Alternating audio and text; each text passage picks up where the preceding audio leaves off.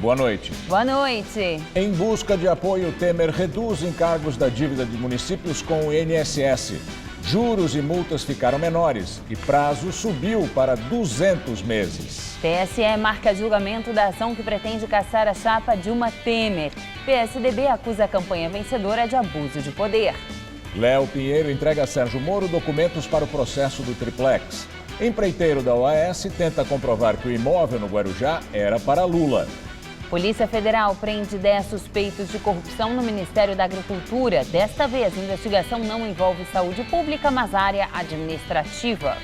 Ex-governador do Rio, Sérgio Cabral, enfrenta a 8ª denúncia na Justiça. Procuradores apontam propinas em contratos na área da saúde. Sem dinheiro, Santa Casa do bairro de Santo Amaro fecha a maternidade. O Hospital Filantrópico alega falta de verbas públicas, mas a prefeitura contesta. O Jornal da Gazeta está no ar.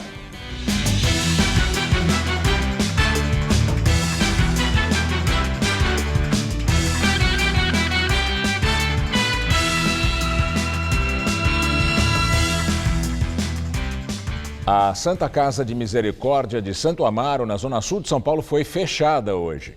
As mulheres grávidas que recebiam atendimento estão sendo encaminhadas para outros hospitais. A entidade filantrópica alega falta de repasse nos reajustes do Sistema Único de Saúde. A dívida da maternidade está em 21 milhões de reais. Na sala de espera do hospital, o aviso às gestantes confirma que os serviços da maternidade foram suspensos. A partir de hoje, os 27 leitos neonatais da Santa Casa de Misericórdia de Santo Amaro, na Zona Sul, não vão receber os bebês. Fiquei triste que eu tenho uma menina que está grávida de 2 meses. Eu achei que eu ia trazer ela para cá. Ela ganha em dezembro, né, ou janeiro. Aí eu não sei como fazer até lá. A Secretaria Municipal da Saúde explicou que a parceria entre a Secretaria e aqui a Santa Casa realizou 2.724 partos durante todo o ano passado, uma média de 227 por mês. Agora, com a desativação da maternidade, a sala que fazia o acompanhamento das gestantes está completamente vazia e sem previsão de retorno. A Santa Casa de Misericórdia de São Paulo é uma instituição filantrópica que atua em todo o estado e recebe repasses do SUS, o Sistema Único de Saúde. Há 7 anos, a entidade enfrenta dificuldades financeiras. A direção do hospital alega falta de verba para manter o atendimento da maternidade. Já a Secretaria Municipal de Saúde disse por meio de nota que a unidade de Santo Amaro recebe 4,4 milhões de reais em repasses do SUS, além de 924 mil reais extras em auxílios municipais. A pessoa vai ficar meio sem opção, porque pelo que eu vi vai ser só Campo Limpo, Amparo Maternal, fica tudo longe para quem mora aqui, né? Com o fim do atendimento às gestantes na unidade de Santo Amaro, aumenta a procura em outros hospitais da região, como o de Campo Limpo, que fica a cerca de 6 quilômetros de distância. Cristiane está grávida de 9 meses e ainda não sabe onde terá o bebê. Falou que se eu sentir alguma coisa, para procurar um hospital mais próximo, porque eles são lotados por causa do fechamento da Santa Casa. O Ministério Público Federal denunciou mais uma vez o ex-governador do Rio de Janeiro, Sérgio Cabral. É a 8ª vez que o PMDBista é alvo de uma denúncia. Ele e outras 6 pessoas são investigadas por corrupção passiva e ativa e organização criminosa por irregularidades cometidas na Secretaria Estadual de Saúde entre 2007 e 2014. Além do ex-governador, César Romero, Carlos Miranda, Carlos Bezerra, Sérgio Cortes, Miguel Skin e Gustavo Estelita são acusados de pagar ou receber propina para fraudar contratos da pasta. O montante seria de 16 milhões e 200 mil reais. Para os procuradores, o desvio de dinheiro na saúde foi instituído quando Cabral tomou posse como governador em 2007. Sérgio Cortes teria sido nomeado secretário, já com o objetivo de transferir para lá o esquema de corrupção que havia no Instituto de Traumatologia do Rio, do qual era diretor. E, de acordo com o Ministério Público Federal, Sérgio Cabral criou uma política de governo baseada em receber propina. Na denúncia, os procuradores lembram os desvios de 5% que funcionavam como regra em obras como a reforma do Maracanã, o Arco Metropolitano, o PAC das Favelas e a linha 4 do metrô. Segundo a denúncia, parte da propina da área da saúde, no valor de R$500 mil, foi paga pelo empresário Gustavo Estelita por meio de uma doação oficial de campanha ao Partido Solidariedade em 2014. Nesta eleição, o Solidariedade apoiou a reeleição do governador Luiz Fernando Pezão, também do PMDB. A Procuradoria afirma que não é possível saber se o partido sabia da origem dos recursos. Essa doação será investigada e poderá fundamentar nova denúncia por lavagem de dinheiro. Agora há pouco, o juiz Marcelo Bretas, do Rio de Janeiro, aceitou a denúncia do Ministério Público e assim Cabral virou réu pela 8ª vez na Lava Jato. Os outros citados também viraram réus. Superior Tribunal de Justiça mantém ação penal contra Cláudia Cruz, mulher de Eduardo Cunha. O STJ manteve a ação penal contra Cláudia por unanimidade. A mulher de Cunha é acusada de lavagem de dinheiro e evasão de divisas. Segundo o Ministério Público, Cláudia Cruz teria recebido depósitos na Suíça de uma conta oculta de Eduardo Cunha, com o objetivo de lavar dinheiro sujo oriundo de propina. A jornalista tentava suspender o processo. Ela alegava que houve ilegalidade no envio das provas pelo Banco Suíço à Polícia Federal. No entanto, o pedido foi negado. Assim, o processo continua na Justiça Federal do Paraná, sob condução do juiz Moro. Para o relator, ministro Félix Fischer, há indícios que embasam a denúncia de que os valores na conta de Cláudia são fruto de desvios feitos por Cunha. O ex-presidente da Câmara dos Deputados está preso no Complexo Médico Penal de Pinhais, na região metropolitana de Curitiba, desde outubro de 2016. Ele foi condenado a 15 anos e 4 meses de prisão num processo da Lava Jato. O ex-presidente da OAS, Léo Pinheiro, apresentou documentos que supostamente comprovariam obras no sítio de Atibaia e no apartamento no Guarujá, imóveis atribuídos a Lula pelo Ministério Público. Os advogados de Léo Pinheiro entregaram ao juiz Sérgio Moro uma análise de custos das obras conduzidas pela OAS. Segundo o Ministério Público Federal, as intervenções foram pagas pela empreiteira como propina ao ex-presidente Lula por contratos que a empresa firmou com a Petrobras. O petista nega as acusações.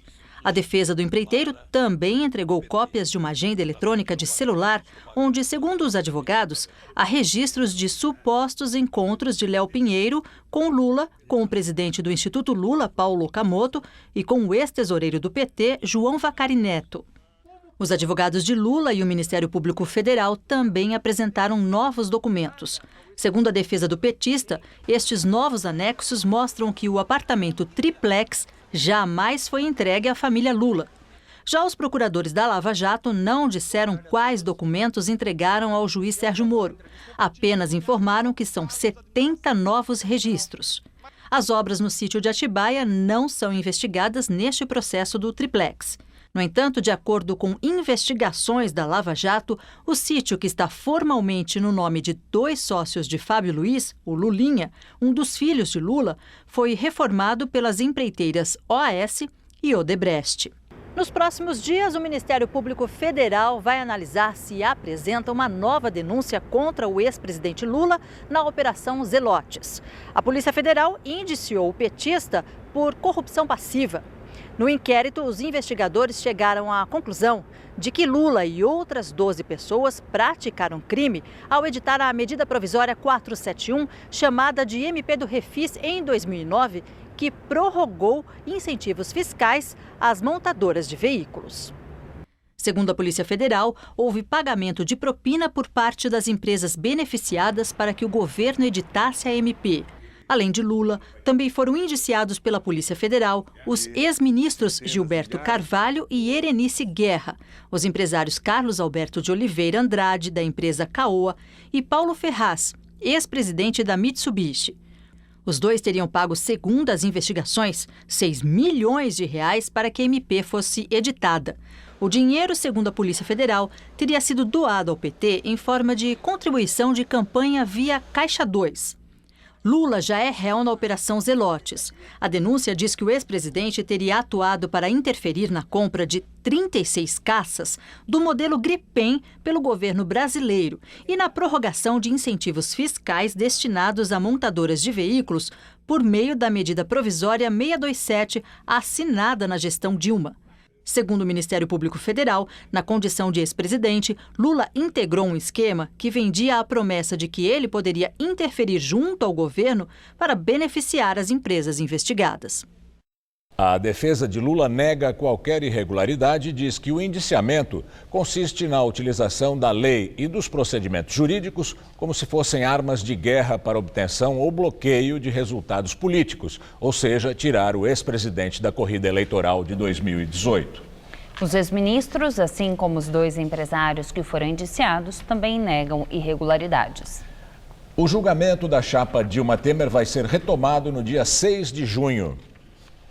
O presidente do Tribunal Superior Eleitoral, o ministro Gilmar Mendes, definiu a nova data um dia depois de o relator do processo, o ministro Herman Benjamin, liberar a ação para julgamento. A pedido de Benjamin, Gilmar Mendes reservou 4 sessões. Dia 6, às 7 da noite. Dia 7, também às 7 da noite. Dia 8, às 9 da manhã e outra sessão às 7 da noite. O julgamento pode ser novamente interrompido se algum ministro pedir mais tempo para analisar o processo. O caso começou a ser julgado no dia 4 de abril, mas na primeira sessão os ministros decidiram reabrir a etapa de coleta de provas. Desde então foram ouvidas novas testemunhas, como o casal de marqueteiros João Santana e Mônica Moura. Na ação apresentada à Justiça Eleitoral pelo PSDB em dezembro de 2014, Dilma e Temer são acusados de ter cometido abuso de poder político e econômico. O processo vai ser retomado com uma nova composição no plenário do TSE. 2 ministros foram substituídos. O relator Herman Benjamin deve ler uma versão resumida do parecer, de mais de 1.000 páginas. Numa manifestação, o Ministério Público Eleitoral voltou a pedir a cassação da chapa, mas pediu que apenas Dilma seja declarada inelegível por 8 anos. O argumento do Ministério Público é que não há elementos que comprovem que Temer sabia do financiamento supostamente ilegal. O presidente Michel Temer assina medida provisória que amplia parcelamento de dívidas dos municípios com o INSS. Atualmente, as prefeituras podem renegociar as dívidas previdenciárias em até 60 parcelas, pagando um mínimo de 20% do valor devido. O que mais me agrada neste momento é que eu posso assinar essa medida provisória com parcelamento em 200 meses do débito previdenciário. E convenhamos, não é apenas parcelar, nós parcelamos, mas reduzimos 25% dos encargos, reduzimos 25% da multa e 50%, não é? 50%, 80%. 80%, foi o Paulo que conseguiu, porque nós pensávamos 50%, né? 80% dos juros. Então, é algo também que visa exatamente a este caminho do fortalecimento da federação. A medida assinada por Temer deve beneficiar cerca de 4.000 municípios, de acordo com a Confederação Nacional dos Municípios. Vamos ao comentário de política com José Neumann e Pinto.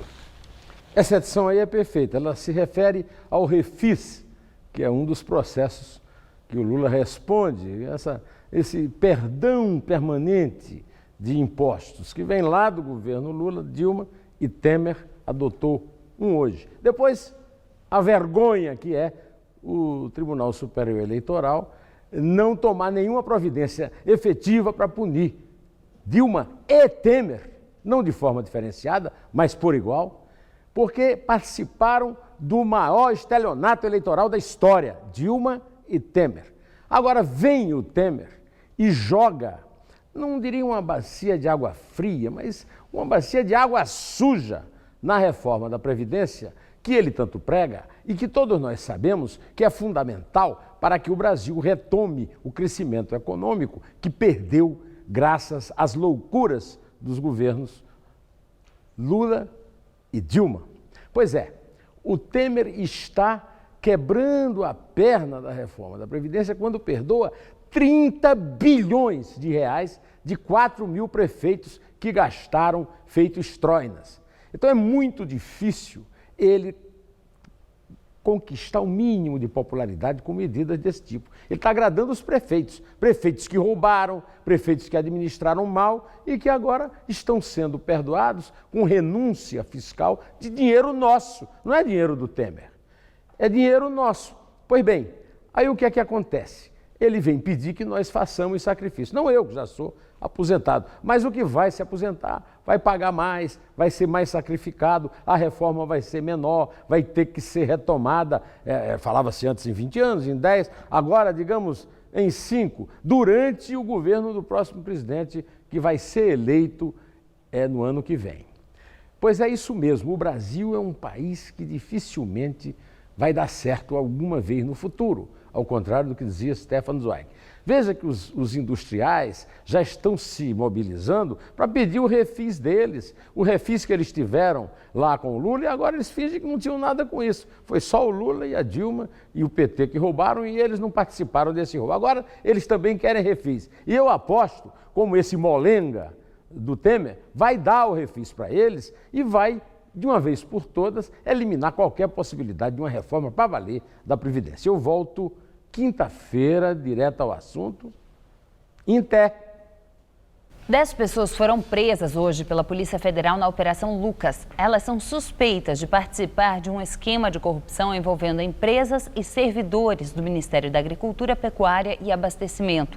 62 mandados judiciais foram expedidos em Tocantins, São Paulo, Pará, Pernambuco e Brasília. Entre os 10 presos estão empresários do setor agropecuário do Tocantins. Outras 16 pessoas foram levadas para depor. Computadores e documentos foram apreendidos nos escritórios das empresas e também na casa da chefe de fiscalização do Ministério da Agricultura no Tocantins, Adriana Carla Feitosa, alvo da operação. Ela é suspeita de receber propina para protelar o andamento de processos, reduzir e até anular multas aplicadas a 7 frigoríficos e empresas de laticínios no estado de 2010 a 2016.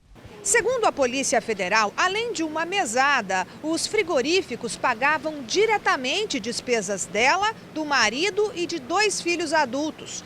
Por meio da quebra dos sigilos fiscal e bancário, a investigação constatou que a família movimentou no período 13 milhões de reais, o equivalente a mais de 4 vezes o que ganhou em salários. A servidora, o marido e os filhos estão entre os presos.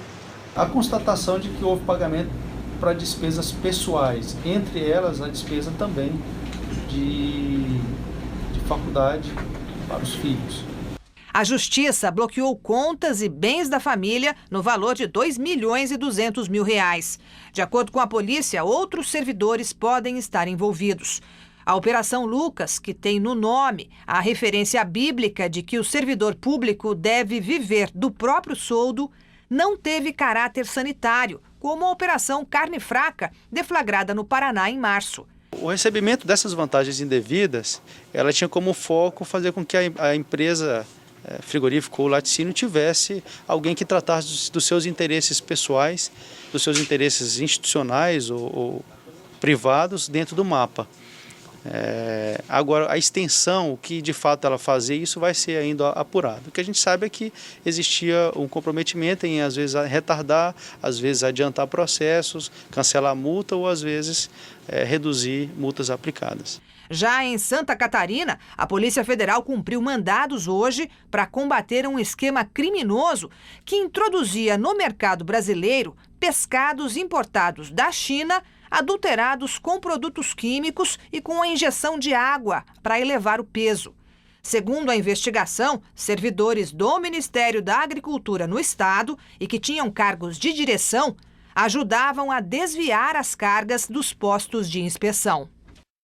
Os suspeitos podem responder pelos crimes de corrupção passiva e ativa. As penas podem chegar a 12 anos de prisão. Tentamos falar com a defesa da família de Adriana Carla Feitosa, mas por enquanto não houve resposta. Pelas redes sociais, o ministro da Agricultura, Blairo Maggi, que está na Arábia Saudita, promovendo o setor agropecuário brasileiro, disse que está acompanhando o desenrolar da Operação Lucas, deflagrada nesta terça-feira pela Polícia Federal. Maggi afirmou que já estão sendo tomadas as providências e que os envolvidos vão ser afastados imediatamente das funções e submetidos a processo administrativo. O ministro disse ainda que já sabia que outros casos viriam à tona, uma vez que após a Operação Carne Fraca, o Ministério aumentou o rigor nas apurações internas. Escondido no subsolo do Teatro Municipal, no centro de São Paulo, o Salão dos Arcos é uma curiosa opção de lazer.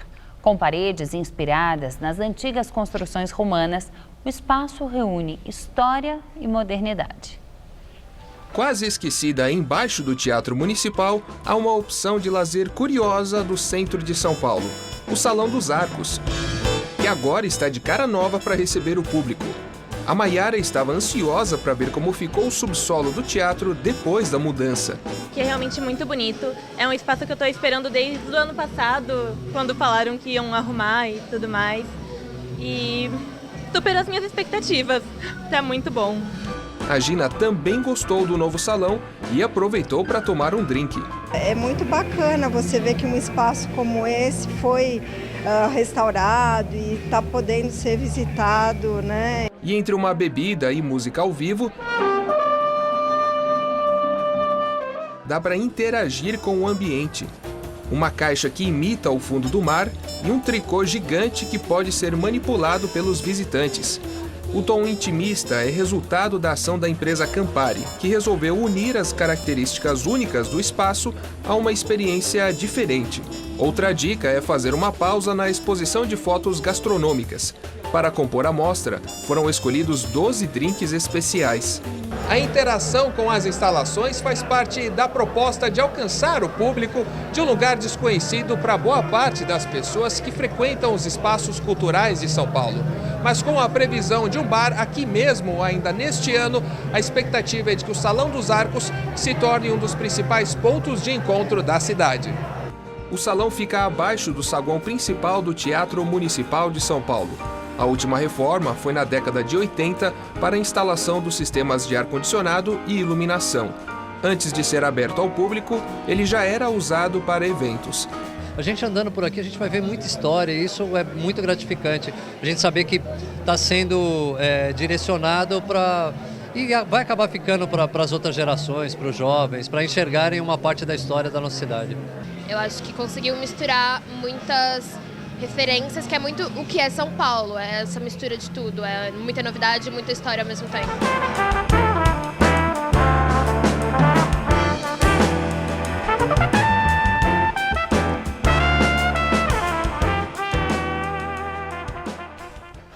Desde o dia 18 de fevereiro, os quase 6.000 guardas civis metropolitanos da cidade de São Paulo trabalham sem seguro de vida. O contrato que a prefeitura tinha com a seguradora venceu e até agora nenhuma empresa assumiu o serviço, que é obrigatório para todos os trabalhadores da segurança, segundo lei municipal. A família de Marcos Roberto de Oliveira passa pela situação que os guardas civis metropolitanos mais temem, de morrerem durante o trabalho e deixarem os familiares desamparados.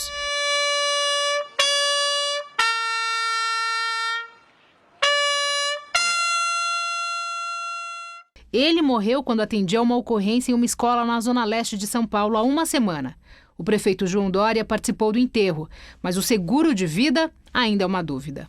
Previsto em lei desde 2003, o seguro da Guarda Civil Metropolitana garantia R$50 mil aos familiares em caso de morte ou invalidez. No ano passado, um projeto aumentou essa indenização para até R$200 mil. Só que em fevereiro desse ano, a prefeitura surpreendeu a categoria e cancelou o seguro. A Secretaria de Segurança Urbana prometeu que vai pagar indenizações, só que não com a corretora de seguros e sim com o dinheiro próprio dos cofres públicos. Mas a preocupação dos guardas é o que acontece até que uma nova lei seja aprovada, garantindo esse seguro na Câmara Municipal. Nós avisamos que isso poderia acontecer, nós avisamos que o trâmite deveria ser acelerado do projeto de lei, porque poderia acontecer isso no intervalo e a família ficaria desassistida. Para a gente o que importa é que a prefeitura indenize a família, seja com recursos dos cofres públicos, seja com recursos de seguradora, o importante é que a indenização chegue à família. De acordo com o diretor do sindicato, processos administrativos seriam usados como meio de pagamento até que a nova lei seja aprovada. Mas a insegurança jurídica traz receio aos mais de 5.700 guardas que atuam na capital paulista. Nós sabemos como é burocrático o trâmite na Prefeitura de São Paulo. E nós estamos muito preocupados, porque nós falamos para o secretário, entre o envio do projeto de lei e entre esse PL virar lei realmente, pode acontecer um sinistro. Como será indenizado? Todos têm essa preocupação, essa fatalidade pode acontecer com qualquer um estando no exercício das funções e, assim, ninguém quer, né? Mas pode acontecer hoje, amanhã, depois de amanhã. De acordo com a Secretaria Municipal de Segurança Urbana, um projeto de lei vai ser mandado à Câmara Municipal de São Paulo, dispondo sobre o pagamento de indenização por morte ou invalidez dos integrantes da Guarda Civil Metropolitana. O valor de indenização a ser pago passará de 50 mil para 100 mil reais. Sobre o guarda civil metropolitano Marco Roberto de Oliveira, atingido por um tiro durante o serviço no dia 9 de maio, a Secretaria Municipal de Segurança Urbana informou que está tomando todas as providências para o pagamento da indenização à família. O Brasil voltou a ter um aumento no número de empregos formais. Em abril, foram criados quase 60 mil novos postos de trabalho. Os dados são do Ministério do Trabalho. Este é o primeiro resultado positivo para o mês de abril desde 2014. Para especialistas, a recuperação é boa, porém lenta, já que em março, 63.624 postos de trabalho foram fechados. O Ministério do Trabalho anunciou que essa retomada é o resultado do aumento do consumo dos brasileiros, graças às medidas econômicas tomadas pelo governo, como os saques do Fundo de Garantia e a redução da taxa Selic, que diminui os juros dos empréstimos bancários. Os dados do CAGED, Cadastro Geral de Empregados e Desempregados, do Ministério do Trabalho, levam em conta apenas as demissões e contratações feitas pelas empresas. O dado é diferente da taxa de desemprego, que considera a quantidade de pessoas em busca de uma ocupação. Em 2016, o Brasil perdeu mais de 1.300.000 empregos formais, segundo dados do próprio Ministério. E daqui a pouco, Rodolfo Gamberini entrevista Carlos Megali, secretário municipal da Fazenda. Eles falarão sobre a situação financeira de São Paulo. O Ministério Público Paulista apelou da absolvição de executivos da empreiteira OAS e da antiga cúpula da Cooperativa Habitacional dos Bancários, a Bancop. Criada nos anos 90, ela se tornou, na prática, um braço do Partido dos Trabalhadores e teria promovido desvios de mais de 100 milhões de reais, indo à falência. Os promotores querem a condenação do empreiteiro da OAS, Léo Pinheiro, do ex-presidente da Bancop e ex-tesoureiro do PT, João Vacari Neto, além de outros 10 acusados. O promotor José Carlos Blatt pede que seja reformada a sentença que livrou os réus da denúncia de estelionato, formação de quadrilha e falsidade ideológica. Mais uma vez, a CPI da FUNAI suspendeu a sessão que votaria o relatório final do deputado Nilson Leitão, do PSDB do Mato Grosso. Além de relator, Leitão também preside a Frente Parlamentar da Agropecuária. Um grupo de índios foi impedido de entrar na reunião. Depois de serem barrados na CPI que investiga a FUNAI e o INCRA, os índios organizaram uma dança em frente ao prédio da Câmara, onde ocorria a reunião da CPI. Segundo a Polícia Legislativa, a medida foi tomada para evitar a superlotação da sala. Instalada em novembro do ano passado, a CPI tem o objetivo de investigar desvios e irregularidades nos processos de demarcação de terras indígenas e quilombolas conduzidos pela FUNAI e pelo INCRA. O parecer do relator, deputado Nilson Leitão, que faz parte da bancada ruralista, recomenda o indiciamento de cerca de 90 pessoas, entre elas líderes indígenas, ativistas, procuradores, antropólogos, técnicos da Fundação e do INCRA e o ex-ministro da Justiça, José Eduardo Cardoso. O relatório também propõe a criação de um órgão que substitua a FUNAI. O deputado Nilton Tato, do PT de São Paulo, entregou um relatório paralelo em que critica a forma como foram conduzidos os trabalhos da comissão pelo presidente da CPI, Alceu Moreira, do PMDB do Rio Grande do Sul, que também é membro da Frente Parlamentar da Agropecuária. E nosso entrevistado daqui a pouco, o secretário municipal da Fazenda, é Caio Megali, não Carlos, como eu falei há pouco. No mesmo dia em que o presidente Michel Temer anunciou o parcelamento das dívidas previdenciárias dos municípios, empresários apresentaram ao presidente uma proposta de renegociação de dívidas das indústrias. Os representantes do setor propuseram um modelo semelhante ao Refis, o Programa de Recuperação Fiscal, e lembraram que o refinanciamento de dívidas já é permitido aos bancos. Vamos ao comentário de Josias de Souza, direto de Brasília. Em troca de apoio à reforma da Previdência, Michel Temer distribui bondades com o chapéu do contribuinte. Ele refinanciou a dívida de prefeituras e estados inadimplentes com o INSS e prepara-se para servir o mesmo refresco ao agronegócio, que acumula uma dívida bilionária no Fundo Rural. De quebra, Temer negocia um novo Refis, que é uma espécie de bolsa sonegador. É tudo lindo, mas esse movimento ofende o brasileiro que acaba de entregar sua declaração de imposto de renda e perpetua a indústria da sonegação. O discurso oficial é arrumadinho. Pergunta-se, por que não estender a mão a um contribuinte que se dispõe a pagar o que deve? O diabo é que são poucos os que querem realmente pagar.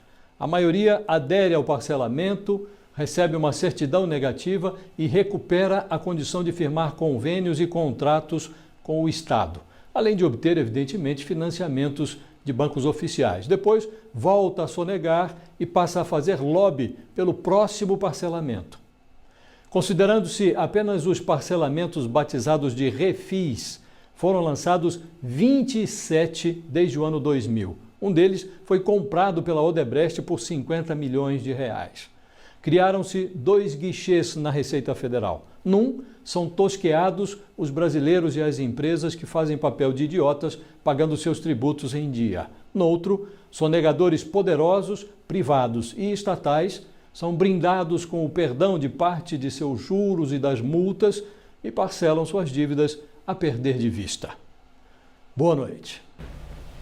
São Paulo tem uma população estimada de mais de 2,5 milhões de cães e gatos, segundo o censo do Centro de Controle de Zoonoses. Mas há quem prefira outro bicho de estimação, que causa medo e repulsa em muita gente. Nada de animal comum. Adriana cria ratos de estimação. Tem 54 em casa. Eles são parecidos com cachorro. Como assim? Eles são animais que eles se relacionam muito com o dono, eles demonstram muito carinho. É o único animal que eu já vi deixar a comida de lado um tempinho e dar primeiro carinho para o dono e depois se dedicar à comida na hora da alimentação. O primeiro contato foi na faculdade de psicologia. Era um rato de laboratório, mas da mesma espécie que todos esses aqui. Aí você se apaixonou? Eles são deliciosos. A espécie é a mesma dos que vivem pelos bueiros, a popular ratazana. Só que essas nasceram em cativeiro, são alimentadas com ração e de temperamento dócil. Uma fêmea como esta entra no cio a cada 5 dias. A gestação dura cerca de 20. E depois de 1 mês e meio, o filhote já está pronto para procriar. E a ninhada não é pequena, não. Tem cerca de 10 ratinhos. Por isso, uma das grandes preocupações de quem cria é separar essa turma. Gaiola para fêmea, gaiola para macho. Eu tenho uma grande quantidade de gaiolas, né? Aqui eu tenho... Se juntar? Se juntar, é cria na certa. E assim muitos? Muitos. Eles nascem normalmente... As crias que eu tive aqui, eu já tive crias de 4, de 5, de 11... A gente já tem relato de cria de 16, então é uma quantidade muito grande mesmo de animais. Do contrário... Eu acho que a quantidade vira 1000 fácil. Eu acho que eles tomam um apartamento de mim. Ludmila separou 1/4 da casa dela para as gaiolas. Explica que os ratos precisam viver em grupos. O bacana é assim, criar acima de 10, que você vê... Acima de 10? Assim, que você vê que eles se ajudam, eles se limpam, um limpa o outro, eles fazem carinho um no outro, eles brincam, é bem interessante. E recusa a ideia de que o rato é um animal sujo e repugnante. Devido à doença que eles transmitem, né, que os ratos de esgoto transmitem, né, que é a leptospirose, o pessoal acha que todo rato vai ter. Esses aí não tem? Não tem. E às vezes é um ou outro rato de esgoto que é contaminado com a doença. E só para constar, além dos 20 ratos, Ludmila tem 9 cachorros, também uma coruja e um porco, o Bacon. É cada um no seu quadrado. É os ratos num cômodo, a coruja na sala, e o porco lá no quintal dele, os cachorros também no quintal separado. Todo rato tem rabo longo, todo rato tem vários fetos, todo rato curte escuro. A Venezuela confirmou mais 2 mortes nos protestos contra o governo de Nicolás Maduro. As vítimas, 2 jovens de 17 e 18 anos, teriam sido baleadas durante manifestações da oposição no oeste do país. Segundo o Ministério Público venezuelano, já chega a 40 o número de mortos nos protestos. Maduro enfrenta os protestos desde abril e acusa os adversários de querer derrubá-lo. A Organização dos Estados Americanos anunciou para o próximo dia 30 uma reunião de chanceleres sobre a situação da Venezuela. O presidente venezuelano Nicolás Maduro decretou agora há pouco, esta tarde, um novo estado de exceção. O decreto de exceção e emergência econômica restringe as garantias constitucionais e permite que o Poder Executivo adote medidas necessárias para assegurar à população o acesso a direitos básicos e preservar a ordem interna. O presidente americano Donald Trump se defende depois de críticas por compartilhamento de informações com autoridades russas. No Twitter, Trump afirmou que tem direito absoluto de compartilhar informações com aliados. Disse ainda que as informações divididas com os russos não ofereceram risco ao território americano e que devem ajudar nas ações contra o terrorismo e o Estado Islâmico. Ontem, o jornal The Washington Post afirmou que, pela gravidade das informações, o acesso a elas seria restrito mesmo dentro do governo americano. Hoje, o New York Times informou que os Estados Unidos receberam as informações sobre planos dos terroristas do Serviço Secreto de Israel, seu fiel aliado no Oriente Médio. Uma pesquisa da agência Reuters e o Instituto Ipsos mostra que 59% dos entrevistados concordaram que o Congresso deve investigar as comunicações entre o governo russo e a campanha de Trump na eleição de 2016. A pesquisa foi feita depois de Trump demitir o diretor do FBI, que estava investigando as ligações entre a Casa Branca e a Rússia. 3 organizações francesas apresentaram queixa no Tribunal Penal Internacional contra o governo da Chechênia por perseguições homossexuais. Segundo os advogados dos grupos pelos direitos LGBT, o governo checheno vem há meses encorajando famílias de gays a matá-los para, entre aspas, limpar a honra. E agora vamos ao comentário de política internacional com João Batista Natali. Existe uma região do mundo em que homossexuais são presos, jogados no campo de concentração. São maltratados e torturados. Alguns já foram mortos. Não sabemos ao certo quantos. Esse lugar é a Chechênia, uma república que faz parte da Rússia. Em 1993 e nos 10 anos seguintes, a Chechênia entrou por uma porta de sangue no noticiário internacional. Com o fim da União Soviética, a região combateu pela independência, mas foi derrotada pelos russos. Para uma população de 1.200.000 habitantes, morreram 150 mil. Quem subiu na vida com a carnificina foi o então primeiro-ministro da Rússia, na época um principiante na política. O nome dele era Vladimir Putin. Pois bem, a comunidade gay da Chechênia é triplamente perseguida. Em primeiro lugar, pela Rússia, que também persegue os homossexuais. Em segundo lugar, pelo próprio governo checheno. E em terceiro lugar, pela rede de mesquitas ou pela comunidade muçulmana, que é majoritária no Cáucaso. O presidente da Chechênia deu uma resposta absurda ao abordar a questão. Ramzan Kadyrov disse simplesmente: aqui não existem homossexuais. A chanceler alemã Angela Merkel já protestou contra a perseguição. E a novidade desta terça-feira foi a iniciativa de 3 entidades francesas de defesa dos direitos LGBT. E elas entraram com essa representação no Tribunal Penal Internacional, como vocês viram. Esse tribunal tem sede em Haia, na Holanda. A Chechênia é acusada de genocídio. A palavra é forte, mas é mais do que apropriada. Os chechenos gays são presos não porque eles cometeram algum crime específico, são presos pela orientação sexual que eles têm. É como um judeu da Alemanha nazista ou é como os armênios massacrados há 100 anos pela Turquia? É possível que o processo do Tribunal de Haia não dê em nada. Os promotores precisam de um indivíduo ou de um grupo de responsáveis pelo crime. Mas os criminosos são muitos e não estão identificados. Seria triste o encontro da homofobia assassina com a impunidade. É assim que o mundo gira. Boa noite. Hoje o sol apareceu meio tímido, com muita nebulosidade em toda a faixa leste do estado de São Paulo. As temperaturas não subiram. Aqui na capital, a máxima não passou dos 22 graus e já faz mais friozinho agora à noite. Vamos ver como fica o tempo amanhã com Mariana Armentano.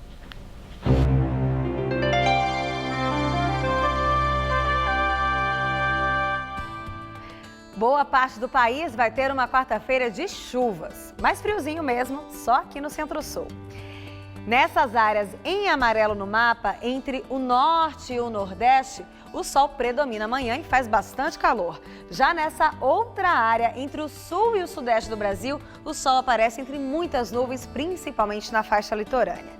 Sobre as chuvas, os maiores volumes vão ficar concentrados entre o oeste do Mato Grosso e o Amazonas e entre o centro-norte de Minas e a região central da Bahia, sendo que quase toda a costa baiana vai ter um dia de muita chuva nessa quarta-feira.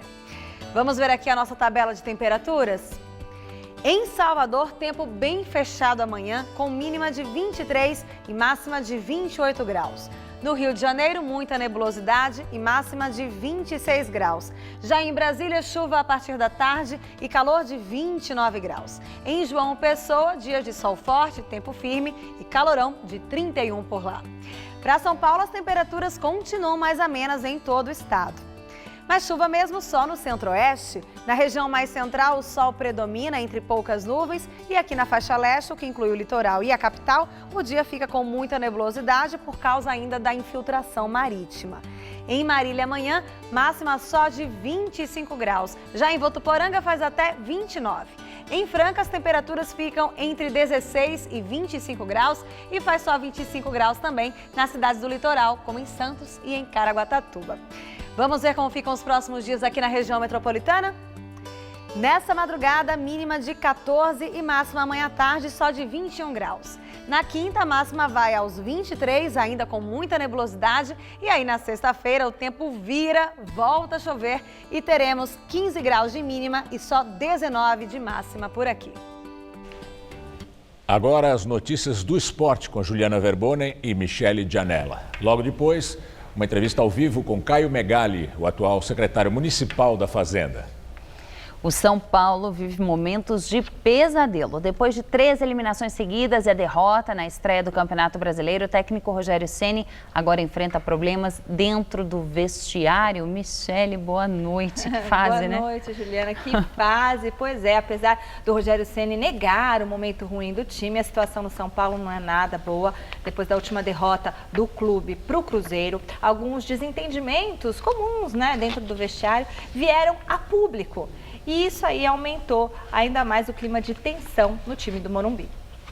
O Rogério Ceni fechou o treinamento de hoje aqui no CT da Barra Funda, jogo contra a molecada da base. Antes a gente pôde gravar um pouquinho do aquecimento dos atletas e a entrevista coletiva do volante Jusilei, que confirmou aquilo que já se imaginava.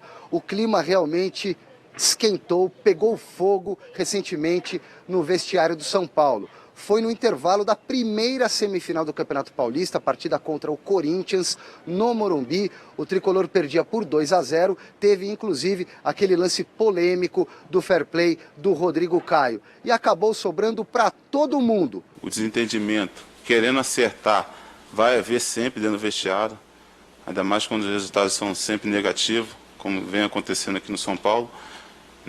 Mas o desentendimento que houve vai ficar dentro do vestiário, né? A gente sabe que temos que se acertar, né?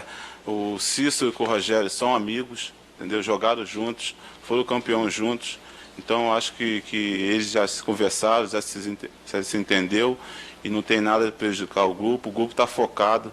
Após o episódio, o Rogério Ceni conversou em particular com alguns jogadores do elenco e, ao que parece, o time está fechado com ele. A próxima partida do São Paulo pelo Campeonato Brasileiro, é o que resta na temporada, será segunda-feira no Morumbi, diante do Avaí.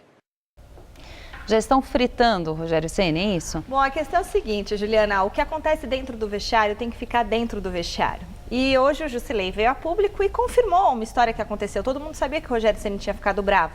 Rogério Ceni já brigou com o Rodrigo Caio, Rogério Ceni saiu no tapa com o Cícero, Rogério Ceni criticou publicamente o Luiz Araújo, que é atacante do time, e o lateral Júnior Tavares. Isso não pega bem, né, para um comandante fazer isso a público com os seus comandados. Acontece que o Rogério Ceni não tem mais o comando do time do São Paulo, o Rogério Ceni perdeu o apoio dos seus jogadores. Essa é a grande verdade. Agora, mudando de esporte, no vôlei, hoje foi o dia do ponteiro Murilo, bicampeão mundial com a seleção brasileira, falar sobre o escândalo de doping. Pois é, o Murilo, que é um dos melhores jogadores do Brasil e atualmente defende a equipe do SESI, foi pego num teste surpresa de doping realizado no dia 11 de abril. O atleta e o advogado dele reuniram a imprensa hoje para dar algumas explicações sobre o caso. 5 dias depois de ter vazado na imprensa que Murilo foi flagrado em exame antidoping com a presença do diurético furosemida, o jogador de vôlei apareceu para a entrevista coletiva em seu clube, o SESI, acompanhado do advogado Marcelo Franklin. Nunca tomei nenhum suplemento para que me desse um aumento de desempenho, no sentido, um pré-treino, alguma coisa assim. Eu sempre pensei mais no lado de recuperação, para eu conseguir no outro dia estar apto a treinar. Eu, sinceramente, estou com a consciência tranquila. A minha preocupação é como que isso foi dar positivo, como que isso foi aparecer. Curiosamente, a esposa de Murilo, a também jogadora Jaqueline, passou por uma situação parecida há exatos 10 anos. Dias antes dos Jogos Pan-Americanos do Rio de Janeiro, ela foi notificada que um exame antidoping para a substância subtramina tinha dado positivo. Além de ficar fora do PAN, ela acabou suspensa por 2 meses. A expectativa é que o resultado da amostra B seja divulgado até o final do mês. Só lá, se a contraprova também der positivo, é que a defesa vai colocar em ação a sua estratégia. Você tem que ver se o teste foi feito de acordo com os padrões internacionais, né? Então, para ver se você desqualifica ou não desqualifica o laboratório. Tá? E ultrapassando a fase do laboratório, você passa para a parte de justificar como é que a substância entrou no organismo do atleta. Né? Se for através do uso intencional, se for através de contaminação, se for através de sabotagem, né? Você tem que fazer um levantamento completo do quadro para poder avaliar e trilhar a melhor estratégia de defesa possível. Vamos aguardar, então, aguardar, né? a contraprova, tomara que inocente aí o Murilo, né? Isso aí. Boa noite, Michele. Boa noite, até amanhã. A seguir, Rodolfo Gamerini entrevista o secretário municipal da Fazenda de São Paulo, Caio Megali. Até já. Quem já quis tentar algo novo? Quem já se sentiu pequeno? Quem já achou que precisava fazer mais? Quem evoluiu? Quem se engrandeceu? Quem arriscou? Você tem muitos motivos para seguir em frente e um só banco. Bradesco, pra frente.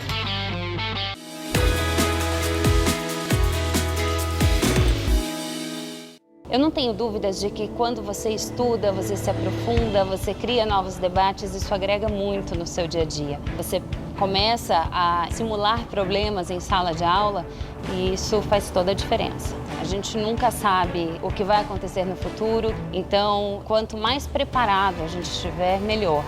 Eu escolhi a Casper Libero pela tradição, pela localização, a Avenida Paulista facilita muito, então eu acho que a Casper tem um nome no mercado, tem uma credibilidade, professores de excelente nível e isso te agrega tanto que é uma satisfação incrível pra gente. Por isso, eu sou Casper. Somos todos Casper.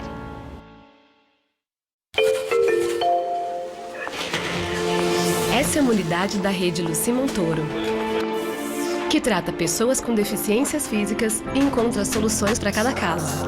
Como o do DJ Renildo. Você acredita que ele precisou amputar 40% do corpo para continuar a viver? Agora, o mais incrível foram os profissionais, tão preparados que criaram um jeito dele voltar a andar e a sonhar com a vida que tinha. Isso é inovação e é com trabalho que a gente chega lá. Você já pensou em montar seu time dos sonhos? Flávio. Vai ter que trabalhar 10 vezes mais porque vou pegar no pé. Chico.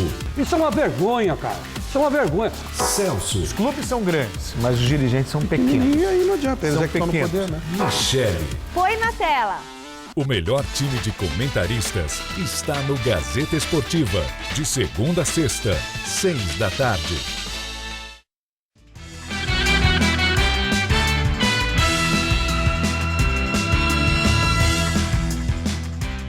Vamos agora à entrevista do dia com Rodolfo Gamberini. Nosso convidado hoje é Caio Megali, secretário de Finanças da Prefeitura de São Paulo. Secretário de Fazenda. Secretário de Fazenda, desculpe o engano. Você veio da iniciativa privada e é seu primeiro cargo na administração pública. Levou um susto? É diferente, né? A administração pública ela tem incentivos diferentes, tem objetivos diferentes. A iniciativa privada tem o objetivo de prestar um bom serviço, mas também tem o objetivo de maximizar o lucro, pagar os acionistas, oferecer incentivos financeiros para os funcionários, né, os trabalhadores. Na administração pública é diferente. Na administração pública você tem que maximizar os serviços que você presta à sociedade, né, desde que não desequilibre o orçamento. Então a lógica é um pouco trocada. Como é que o senhor encontrou a Prefeitura de São Paulo? As finanças da Secretaria? Olha, as finanças da Secretaria, elas terminaram equilibradas no final do ano passado. Então, do ponto de vista de caixa, do ponto de vista de equilíbrio entre gastos totais e receitas totais, a situação estava bastante tranquila. O problema é que por trás dessa aparente tranquilidade, tinham dinâmicas que preocupavam, né?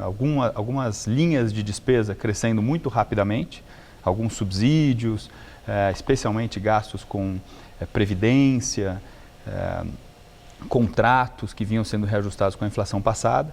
Então você tem algumas despesas importantes crescendo rapidamente e as receitas sofrendo com a recessão, né? Então a foto estava equilibrada, mas quando você projeta a foto ao longo do tempo, há um desafio grande de reequilibrar as finanças do orçamento do município. Como é que se reequilibra as reequilibram as finanças de uma cidade num momento de crise econômica, de estagnação, como o atual momento brasileiro? É difícil porque, por um lado, tem que haver cortes nas despesas, né, e nós não estamos no primeiro ano de crise. Esse já é o 4º ano de recessão. Então, algumas despesas mais básicas já foram cortadas. Algumas despesas mais fáceis de serem ajustadas já foram cortadas. Então, nós temos que fazer cortes adicionais, alguns cortes difíceis de serem feitos em áreas que têm gastos muito estabelecidos, né? Então, nós temos que mudar mesmo o paradigma, pensar a forma de gastar de forma diferente, de forma mais eficiente. E do lado das receitas, buscar alternativas de receita.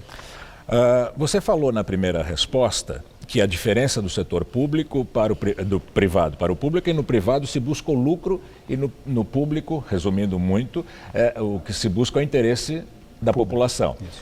No entanto, o que a gente vê até agora, o prefeito Dória cortou gasto de hospital, gasto de escola, paralisou obra de hospital. Essa é uma boa gestão, paralisar esse tipo de obra? Na verdade, o que eu respondi na primeira pergunta é que você tem que maximizar a satisfação da sociedade, os serviços que você dá à sociedade, desde que não haja desequilíbrio no orçamento. Porque um desequilíbrio no orçamento pode até gerar algum serviço melhor no curto prazo, mas certamente compromete a sua capacidade de gestão ao longo do tempo, né? Em algum momento essa conta vai chegar. Então é muito importante, né, e nós priorizamos isso nesse início de gestão, fazermos uma análise bem criteriosa dos gastos para que os gastos sejam feitos de maneira eficiente. As obras é um bom exemplo, né? Nós encontramos muitas obras iniciadas, né, tanto na saúde, na educação, no transporte, né? E como os recursos são escassos, é importante obras, não é como você comprar clipes para o escritório, né? São investimentos caros, demandam muitos recursos. Então não pode se errar ali, tem que fazer uma análise muito criteriosa para que o gasto seja feito de forma mais eficiente possível. Sim. Nós estamos começando a retomar as obras agora. Porque uma desses cortes de verbas que o prefeito fez e que chamam a atenção é ele cortou, por exemplo, ele deslocou 30 milhões de ações contra enchente e construção de ponte, terminais, remodelação de terminais de ônibus, para o orçamento de uma secretaria que ele criou, que é a Secretaria de Desestatização e Parcerias. Tirar dinheiro de controle de enchente e de terminais de ônibus para uma secretaria de desestatização, esse não parece esquisito? Olha, esse é um bom ponto, um ponto importante. Primeiro, qual foi a movimentação orçamentária? Essas obras eram obras que estavam ligadas ao PAC, né, o Programa de Aceleração do Crescimento, vindo lá do governo federal, que foi um programa claramente superdimensionado lá atrás e cujos recursos secaram rapidamente depois da crise. Então eram obras que, algumas delas estavam no orçamento há muitos anos, não são realizadas e dificilmente no ano de aperto como esse seriam realizadas. Por outro lado, a Secretaria de Desestatização e Parcerias vai ser exatamente a secretaria que vai nos permitir vender ativos ou fazer parcerias com o setor privado, que permitam com que o setor privado faça a gestão de algumas atividades que não são o nosso foco. Por exemplo, o Autódromo de Interlagos. Não é foco da Prefeitura fazer corridas de Fórmula 1. Então deixa o setor privado fazer isso e com o dinheiro que nós arrecadamos com essas parcerias, aí sim vamos canalizar para mais investimentos em saúde e educação, focando no que realmente é importante. Agora, com o orçamento apertado e gastos crescentes, só tem duas possibilidades ou as duas simultaneamente. Diminuir gasto e aumentar a arrecadação. Vocês já foram atrás dos 100 maiores devedores de IPTU? Por exemplo, o sírio-libanês deve IPTU, o Albert Einstein deve IPTU. E deve, não é pouco, devem milhões e milhões e milhões de reais. Como é que vocês estão indo atrás desses grandes devedores? Pois é, num ano apertado como esse, você olha para a despesa, mas olha para a receita também. Aí no lado da receita tem duas, nós não vamos aumentar imposto, né? Não cabe aumentar imposto no Brasil. Mas pelo menos cobrar o que eles devem, né? Exatamente, então a alternativa não é subir imposto, como já foi feito muito no passado. A alternativa é fazer com que quem não paga imposto corretamente, que pague. Né? E aí temos dois lados de atuação. Primeiro é a dívida ativa, como você falou. A dívida ativa total, ou seja, a dívida que particulares, tanto empresa quanto pessoas físicas devem à Prefeitura, chega perto de 100 bilhões de reais. Para um orçamento de 54? De 50, mais ou menos. 50. Ou seja, 2 vezes o orçamento. 2 anos de orçamento. Pois é. Tem uma boa parte dessa dívida que são dívidas lá de trás, década de 60, 70, que são difíceis de recuperação. Nós estamos lá, vamos continuar cobrando, mas tem um outro bom pedaço que é possível que nós, junto com a Procuradoria do município, tenhamos uma gestão melhor para aumentar essa arrecadação. Nós estamos focando nisso. Tem uma série de iniciativas lideradas pela Procuradoria, quem faz esse trabalho primordialmente, para melhorar a arrecadação da dívida ativa, cobrar quem deve ao município. Tem uma boa parte também que o particular, a empresa, não entende que deve. Então tem um pedaço ali que está na justiça, está sendo discutido na justiça, a lei às vezes tem uns espaços e há uma discussão na justiça, mas tem um outro pedaço que está bem claro que deve, que nós temos que ir atrás. Esse é um lado de aumentar a receita. O outro lado é buscar com que aquele que não paga imposto passe a pagar, ou seja, com fiscalizações. Tá. Mas aí é evasão ou é isenção? Evasão. Isenção não, isenção está bem regulamentado, mas tem muita gente que não paga imposto. Deveria pagar e não paga. Não emite nota, né? Faz... falcatruas. Exatamente, não reporta corretamente a sua receita para que a gente possa comparar para saber se o imposto que ele está pagando está certo. E nós estamos fazendo fiscalizações semanais em vários setores para aumentar essa arrecadação também. Tá bem. Eu desejo ao senhor boa sorte no trabalho. Parece que vai ter bastante trabalho pela frente. Muito obrigado. Já estamos trabalhando bastante e vai ter muito pela frente também. Obrigado, boa noite. Obrigado pela entrevista. O Jornal da Gazeta termina aqui. Essas foram nossas principais notícias. Em busca de apoio, Temer reduz encargos da dívida dos municípios com o INSS. Juros e multas ficam menores e o prazo subiu para 200 meses. TSE marca julgamento da ação que pretende caçar a chapa Dilma Temer. Hoje, no governo, o PSDB acusa a campanha vencedora de abuso de poder. Léo Pinheiro entregou a Sérgio Moro documentos para o processo do triplex. O empreiteiro da OAS tenta comprovar que o imóvel no Guarujá era para Lula. Polícia Federal prende 10 suspeitos de corrupção no Ministério da Agricultura. Desta vez, a investigação não envolve saúde pública, mas área administrativa. O ex-governador do Rio, Sérgio Cabral, vira réu depois da 8ª denúncia na Justiça. Procuradores dizem que propinas em contratos na área de saúde foram pagas. A edição de hoje pode ser vista no site do Jornal da Gazeta. Te espero daqui a pouco em nossa edição das 10. Até já. Boa noite e até amanhã.